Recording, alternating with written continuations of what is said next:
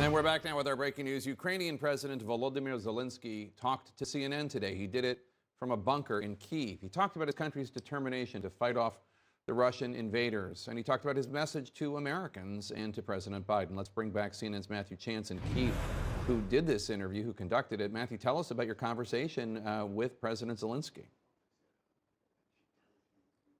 Yeah, well, first of all, we were taken to a secret location inside central Kiev, near the presidential compound. We were escorted by heavily armed military forces into an underground bunker when President Zelenskyy finally arrived wearing green sort of military fatigues. I talked about all those things, but I started off by asking him what his message was for President Biden ahead of the State of the Union address later on tonight. What message? So many messages. I think that he has to give those messages what will really work. That is very important, to be very, useful in this situation, in this war against Russia. I think, first of all, he's a world leader, and it's very important for people in the United States to understand that despite the fact that the war is taking place in Ukraine, it's essentially for values in life, for democracy, for freedom. Therefore, this war is for all the world. And that message should be sent far and wide, from Ukraine to people in the United States, so they understand what it is like for us here, what we're fighting for, and why support for Ukraine matters. For a long time, you downplayed the US intelligence assessments about there being an imminent Russian attack. Do you now regret that? And do you think the fact that you didn't act earlier has left the people of Ukraine unprepared? The response you see today, how we work, how our army works and defends us, is a testament that we're ready for anything. Even though we were preparing in advance, it's important not to let your enemy anticipate your reaction. That's why I really did not like that situation where we put everything at risk and tell the world that we're preparing for war. The United States has said that it will not enforce a no-fly zone over this country, and it won't put boots on the ground. But do you think it is now time for President Biden and other Western countries to reconsider that and to help you, not just with military aid, but with manpower? I've already turned to some foreign leaders with this request. I believe that leaders must support democratic states of the world who are keen to defend such principles. The powerful issue of closing the airspace helps us tremendously. This does not mean dragging NATO into this war.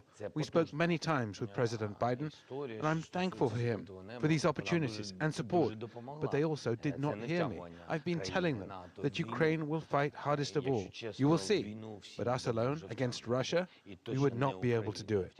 Your army has enjoyed some significant battlefield victories in the past week. I myself have been to see some of the Russian armored columns that have been totally hammered and destroyed by the weapons and the men that you've got fighting the Russian advance. Are you now concerned, though, that the Kremlin will double down on its military operations and hit Ukraine even harder? Firstly, why are we winning, or why are we defending ourselves? Because this is our home. Yes, Russia will double up, but take a look at them.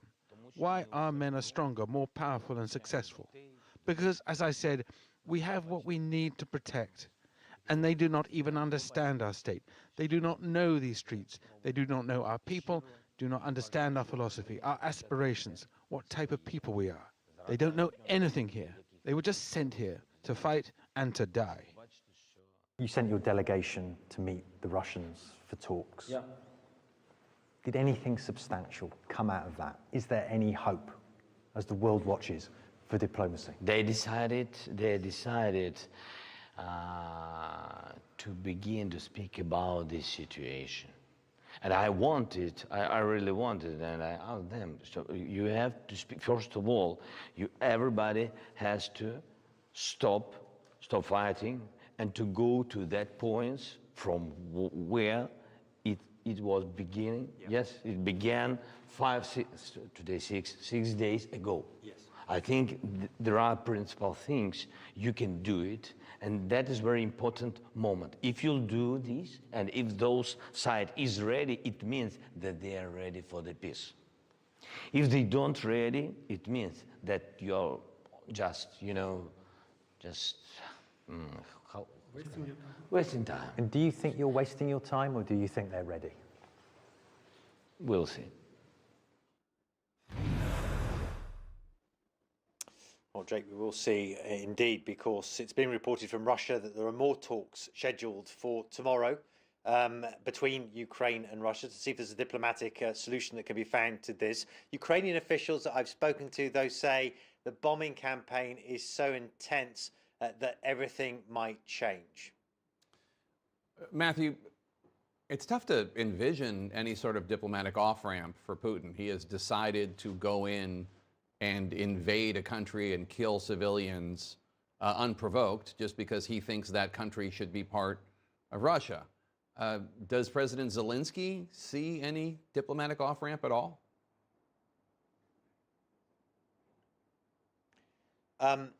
At this stage, no. I mean, he played down the possibility there was going to be a diplomatic outcome. Not even the possibility of a ceasefire, he said, until he saw that, until he stopped the actual fighting. He saw the actual fighting stopping. As you said, he didn't think that the other side, the Russians, were serious about this. I mean, look, the Russians may be playing for time.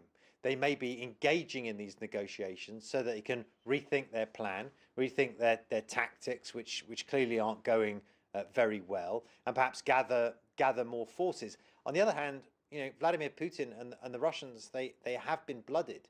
I mean, there have been significant amounts of Russian forces that have been destroyed in their attempt to take this country and to take its population centres. And so, I don't want us to rule out. We should hope that there is still a possibility that there will be some kind of climb down. But I mean, the truth is, the record when it comes to the Kremlin and Vladimir Putin, it doesn't give you much room for optimism. And President Zelenskyy, I don't mean this in a critical way, but he was unshaven. He looked exhausted. Did you get any sense of how he's holding up, not just physically but mentally?